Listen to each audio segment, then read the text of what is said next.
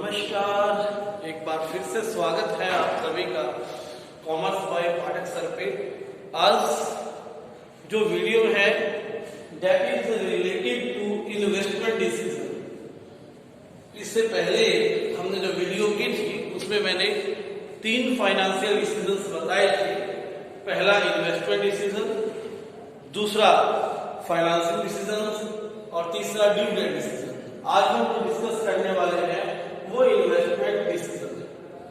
Investment कहां हम पैसा लगा सकते हैं। इन्वेस्टमेंट का मतलब ही आप ये समझिए बिजनेस इस टॉपिक के लिए कि कहां पर पैसा लगाए कि हमारा जो रुपए है, हमारे जो रिटर्न है वो बढ़ जाए। ये सोचना वो किससे रिलेटेड है?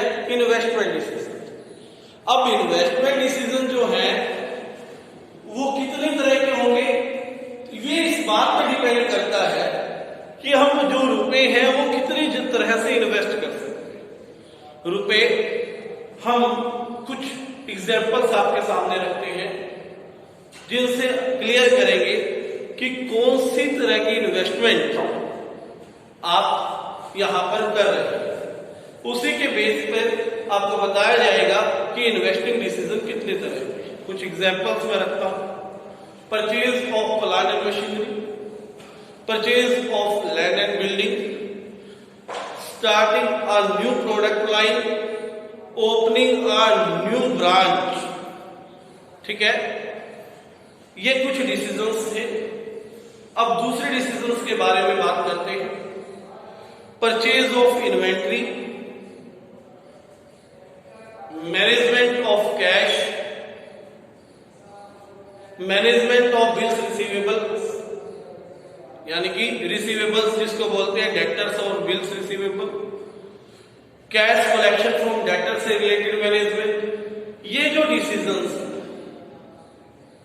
दो तरह के डिसीजंस में बांटते हैं। पहले डिसीजन से जहां land and building, plant and machinery, opening a new product line और ओपनिंग ए न्यू ब्रांच मैंने बताई, वो डिसीजंस इस तरह के डिसीजन से जो हमें लॉन्ग टर्म तक इफेक्ट करने वाले हैं, यानी कि these are related to the fixed assets, these are related to the investment in fixed assets.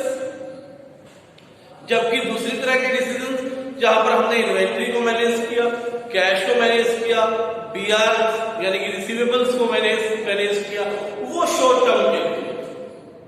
ठीक है, कुल मिला के बात यह है कि हम अपने फाइनेंस का इन्वेस्टमेंट असेट्स पर किस तरह से करते हैं, यही बात को बताता है इन्वेस्टिंग डिसीजंस। ठीक है, तो देखिए investment decisions relates to how the firms funds are invested.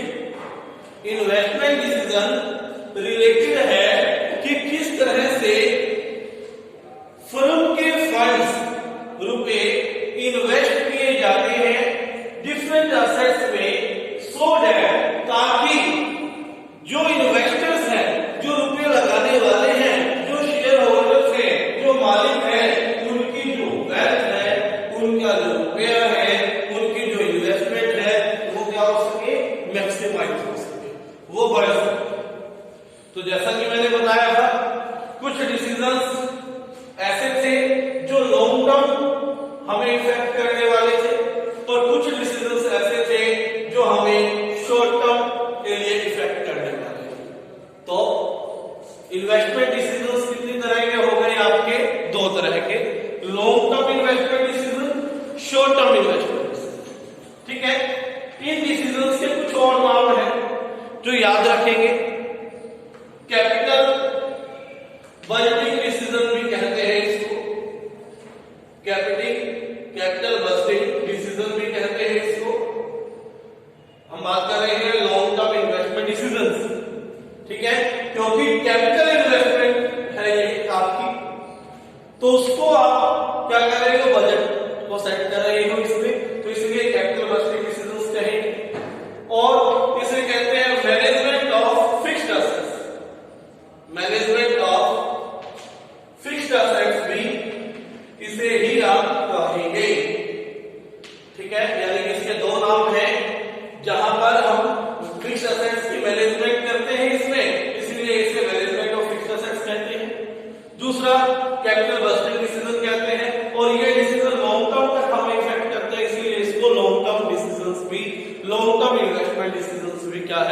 बोला जाता है, कहा जाता है। ठीक है बात, एग्जाम्पल्स मैंने बताया है इसमें, fixed assets, plant and machinery, land and building वगैरह खरीदी हमने, नई ब्रांच हमने खोली, नया प्रोडक्ट लाइन स्टार्ट किया, प्लांट एंड मशीनरी खरीदी है, नई टेक्नोलॉजी खरीदी है, तो इन सबसे हमें लॉन्ग टर्म इफेक्ट पड़ने वाला है, तो that is a long term investment decision. ठीक है, ये डिसीजन फिक्स्ड असेट्स के डिसीजन है, मैनेजमेंट से संबंधित है, इसलिए इंपॉर्टेंट है।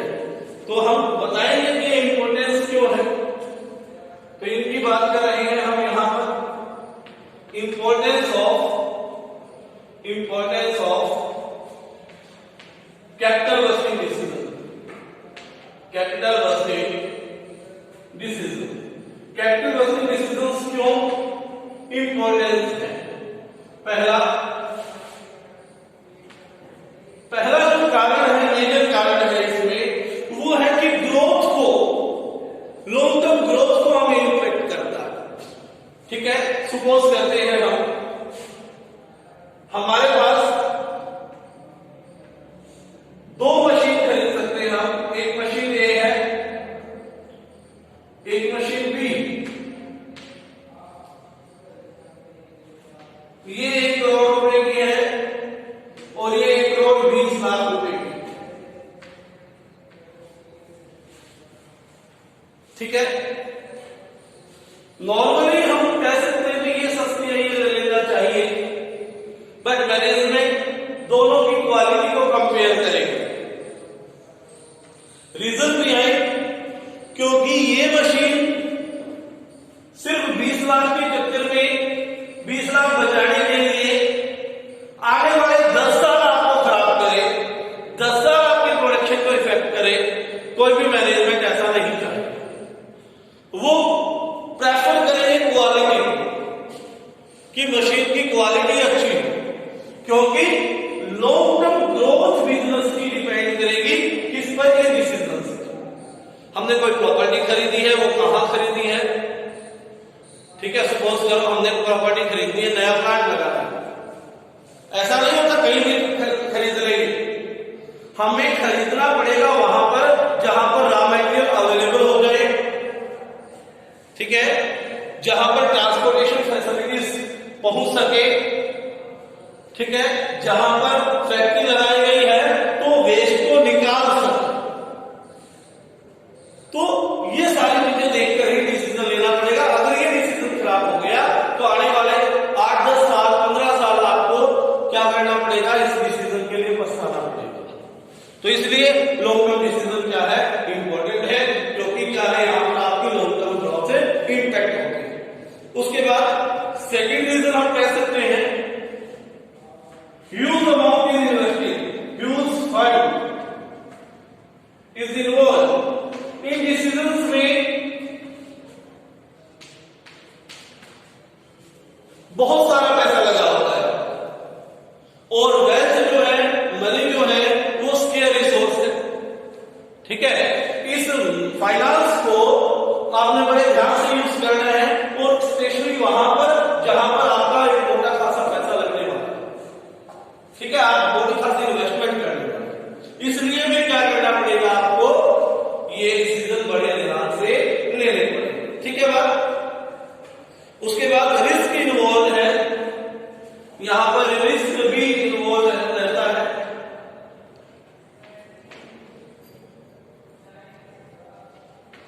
मान लीजिए आपने डिसीजन लिया कि हम कोई भी असेट खरीद रहे हैं लोन लेकर। ठीक है, तो वहां पर क्या होगा, लोन की रीपेमेंट की रिस्क हो सकता है। अगर वो अच्छी नहीं आई, उसका रिटर्न अच्छा नहीं मिला, तो हमें अपनी जो ऑलरेडी असेट्स है उन्हें क्या करना पड़ सकता है, ऑक्शन करवाने पड़ सकता है। ठीक है, दूसरा, अगर मशीनरी खराब आ गई आपकी, या प्लांट खराब रहे, या अच्छी क्वालिटी के नहीं रहे, टेक्नोलॉजी अच्छी नहीं आई, प्रोडक्ट खराब बने, तो आपकी डिमांड हो सकती है, खराब मशीनरी आएगी तो एक्सीडेंट्स के होने के चांसेस ज्यादा है। तो ये रिस्क इन्वॉल्व है यहां पर। फोर्थ रीजन है irreversible. Irreversible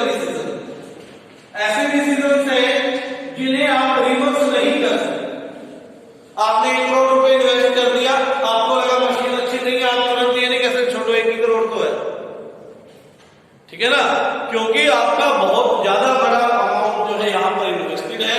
it is not easy to reverse, यानी कि इसे वापस करना, इस डिसीजन को वापस लेना पॉसिबल नहीं होगा।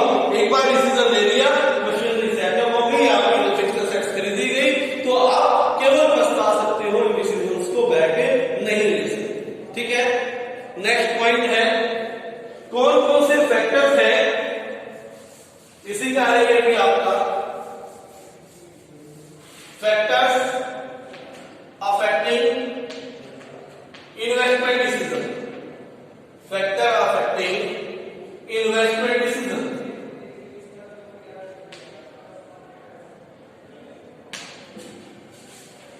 ठीक है, कौन कौन से फैक्टर है जो अफेक्ट करेंगे आपके डिसीजंस को, कौन कौन से वो फैक्टर्स हैं जो अफेक्ट करेंगे आपके इन डिसीजंस को।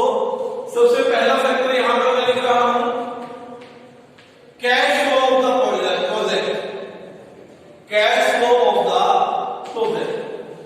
जो भी चीज पे आप इन्वेस्टमेंट कर रहे हैं उससे कैश फ्लो कैसा रहेगा। आज आपने लगा दिया, मान लो दो है आपके पास, एक प्रोजेक्ट प्रोजेक्ट 1 है और नंबर 2 प्रोजेक्ट 2 है। प्रोजेक्ट 1 में आपको 10 साल बाद 10 लाख रुपए मिलने वाले हैं। आपने 2 लाख रुपए की मशीन खरीदी है, 10 साल बाद आपको क्या मिलेगा, 10 लाख मिलेंगे, ऐसा एक्सपेक्टेड है। लेकिन प्रोजेक्ट 2 है जिसमें आपको 10 साल तक 2-2 लाख रुपए हर साल मिल रहे हैं। ठीक है, तो आप देख रहे हो कि यहां पर रेगुलर कैश हमें मिल रहा है, तो you will select project number 2, क्योंकि यहां पर कैश जो है वो क्या हो रहा है, आपका कैश फ्लो जो है वो ज्यादा भी है और जल्दी भी। ठीक है, तो प्रोजेक्ट का कैश फ्लो देखेंगे और इसमें देखेंगे rate of return, rate of return क्या है। सेकंड है रेट ऑफ रिटर्न, जो भी इन्वेस्टमेंट की आपने, जो भी इन्वेस्टमेंट आपने की है उससे आपको वापस कितने % मिलने वाला है। ठीक है, आप इन्वेस्टमेंट कर रहे हो, लॉन्ग टर्म के लिए आप इन्वेस्टमेंट कर रहे हो, एक प्लेस से आपको 10% रिटर्न मिलता है, दूसरे से 12% मिलता है, तो डेफिनेटली आप कौन सा चूज करोगे, 12% की ओर जाएंगे, क्योंकि वहां पर आपके रेट ऑफ रिटर्न जो है वो क्या है, ज्यादा है। तीसरा आप देखोगे investment criteria involve, investment criteria involve.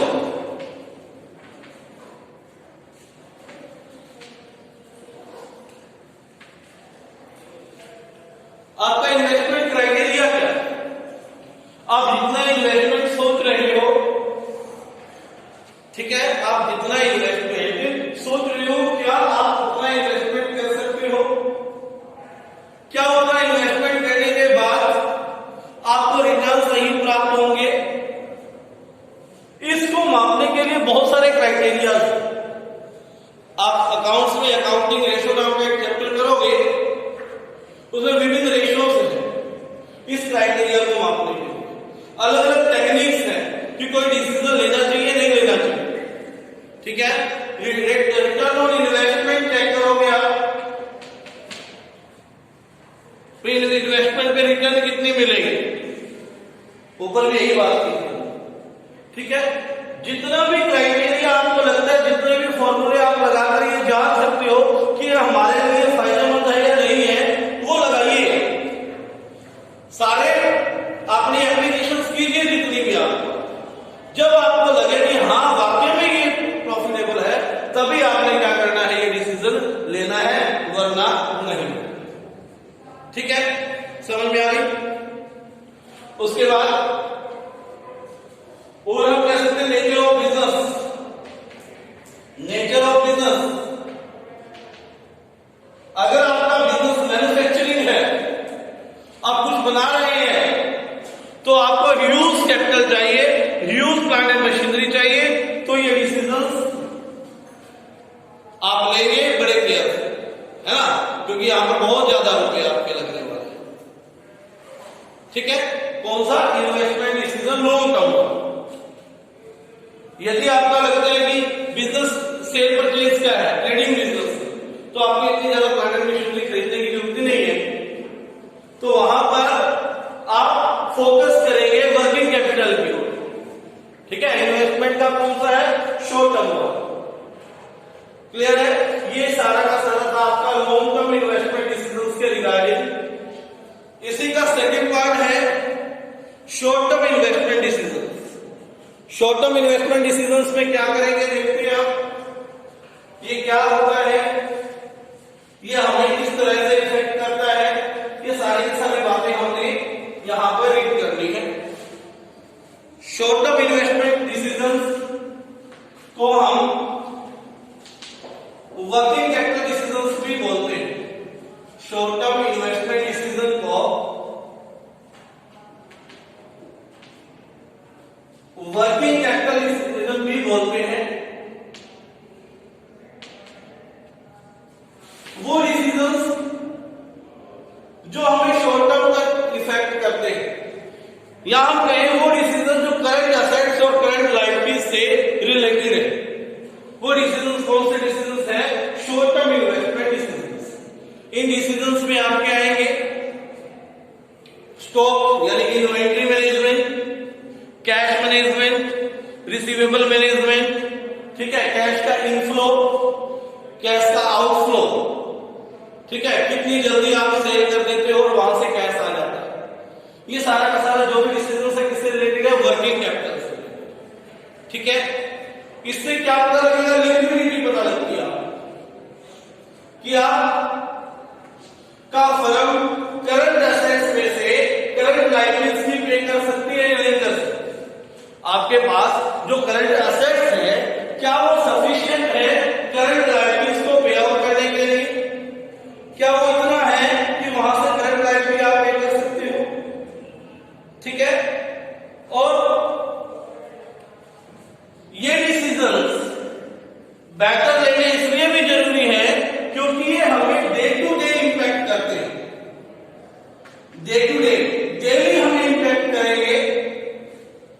मान लीजिए आपकी इन्वेंटरी मैनेजमेंट गलत है तो या तो आपका स्टॉक ज्यादा बच जाएगा या स्टॉक बहुत जल्दी सेल हो जाएगा, आपके कस्टमर वापस जाएंगे, तो दोनों ही आपके लिए क्या है? लॉस में। तो इसलिए बड़े केयरफुल डिसीजन लेने हैं क्योंकि आपके क्या है? डे टू डे को भी क्या करता है? इंपैक्ट करता है। क्लियर है? तो आज की इस वीडियो में इतना ही। ये था आपका इन्वेस्टमेंट डिसीजन। ठीक है, इससे नेक्स्ट फाइनेंसिंग डिसीजन कल डिस्कस करेंगे। तब तक के लिए आप इस वीडियो को देखिए, चैनल को सब्सक्राइब करें और इसे अपने हर सोशल मीडिया प्लेटफॉर्म पे शेयर करें। धन्यवाद।